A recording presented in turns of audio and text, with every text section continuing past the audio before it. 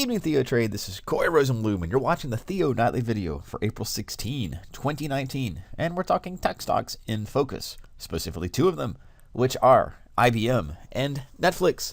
They just reported earnings after the video I'm producing, so we'll take a look at what the expected moves are.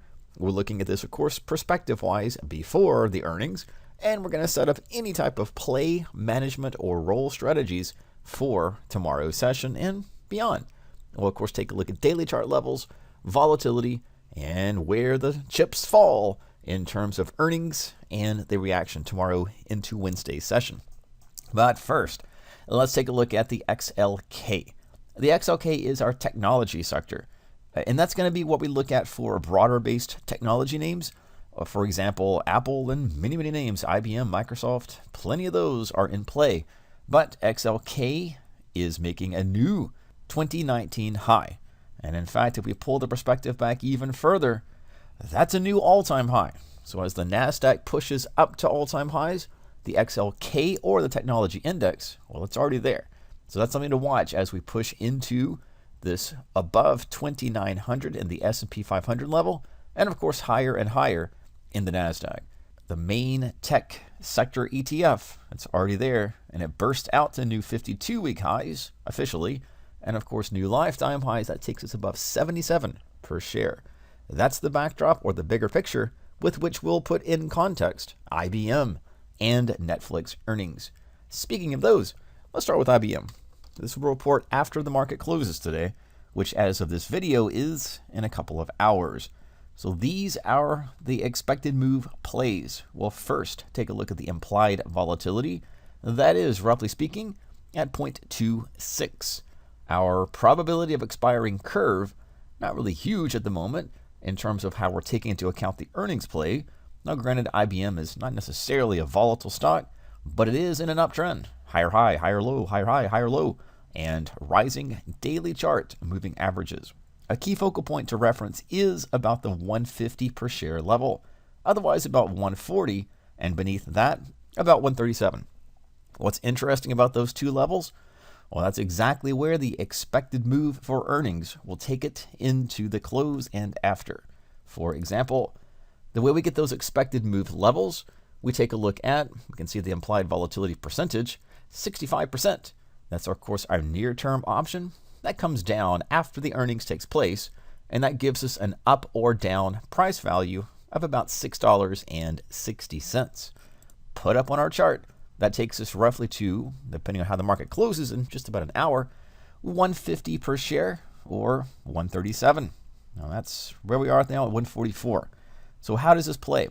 If you aren't already positioned, it's good to see if the market does go to the edge of the expected move, maybe to short into it on Wednesday on a push away from it down, or if we gap down, well, right here to our 50-day moving average, and of course a price pivot, try to play long on an intraday basis to fade or go against those pivots or those extreme moves.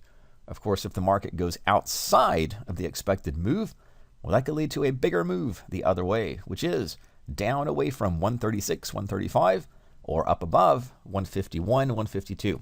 Generally speaking, or more than not, price tends to go and stay within the boundaries or even touch the boundaries of the expected move. And that gives us plays like butterflies or spreads or different ways to trade intraday toward or away from these levels.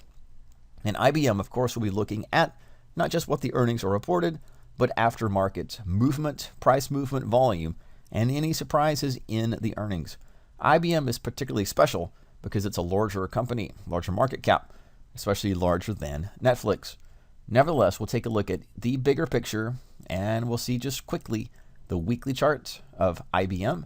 And again, it's not a big mover necessarily.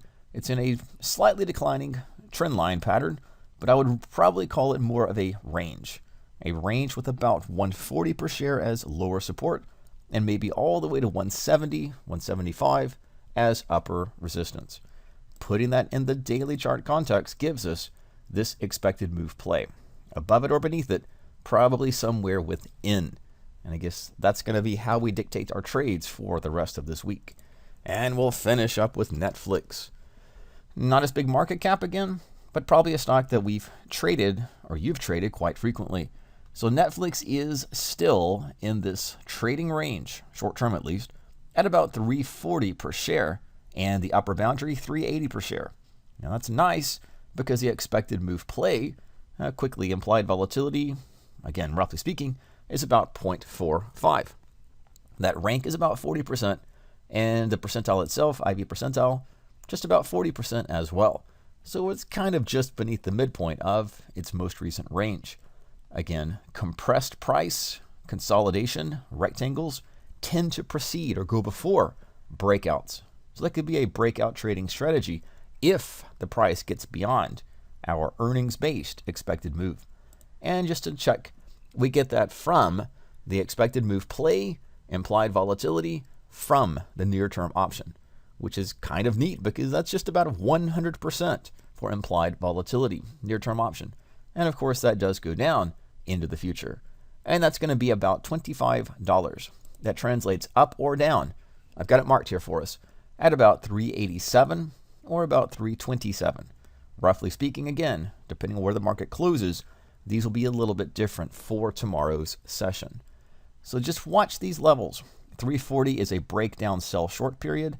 Above 380 could be a breakout long buy period.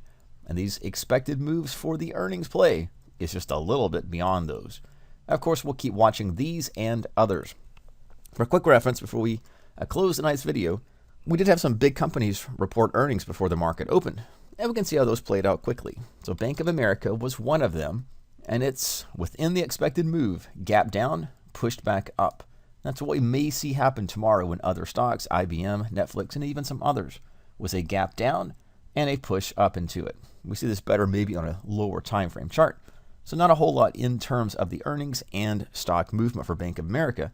Johnson & Johnson, we saw the same thing happen. We discussed this before. On a break into the upside of the expected move play, gap up, hit that expected boundary, and then came back inside. Again, we might see that better on a 5-minute chart. Gap up, touch the edge of the expected move, come down away from it. And that could lead to some short sells in the intraday session. Same, I guess, we can look at for Bank of America on its gap down, 29 per share, and push up away from it. So even though we're getting this video, or you'll be seeing this video after the earnings are announced, you can use these levels to trade the intraday movement into Wednesday's, maybe even Thursday's session. And one more, we'll go back to the daily chart. This one was different. It was UNH, United Healthcare. Now it had a big move. It's getting a range breakout underneath this 247 per share level, and that's leading to a extended breakout. And we can look at this on an intraday basis, maybe just for quick reference. Gap up, push back in. So even if there is an overnight gap to the upside or the downside, that next day session could be movement in the other direction. And if you're an intraday trader, that could be a few trade setups for you as the market hits the edge of that expected earnings move and then goes the other way. As always, take care, be safe. This is Corey Rosenblum with your Theo Nightly video for April 16, 2019.